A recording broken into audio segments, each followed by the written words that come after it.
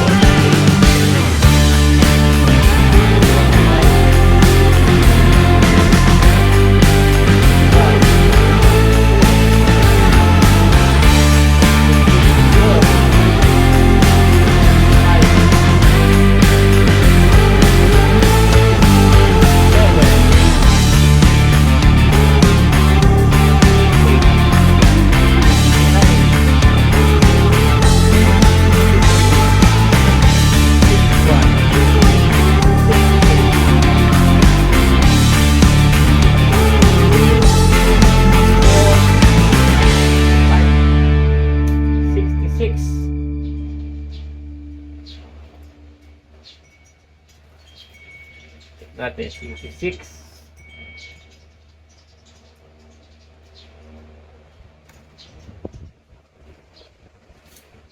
So 66 na bunga ang ibinigay ni Mang Kanor. So nakakatuwa, no, dahil hindi ko akalain na aabot na 66 pieces ang kanyang ibinigay na bunga. Okay.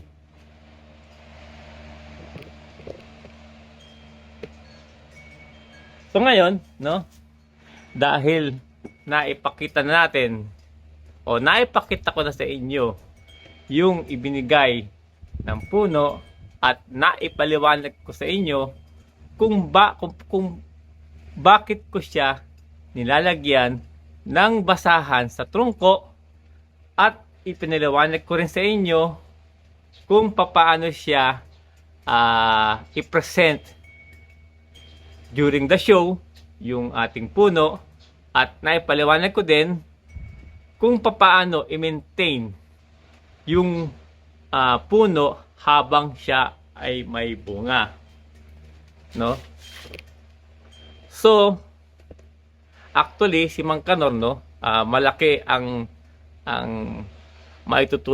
maitutulong para sa akin na isang nagbo-bonsai, dahil marami akong natutunan sa kanya, no?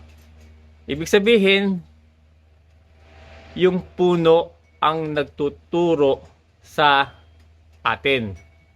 Minsan, kailangan lang natin na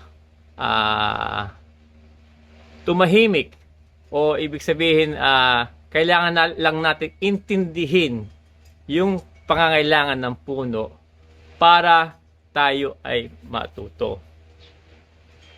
Sana nakuha nyo ang ibig kong sabihin, at nakuha nyo rin ang gustong ipaliwanag sa inyo ng aking bayabas na si Mang Kanor.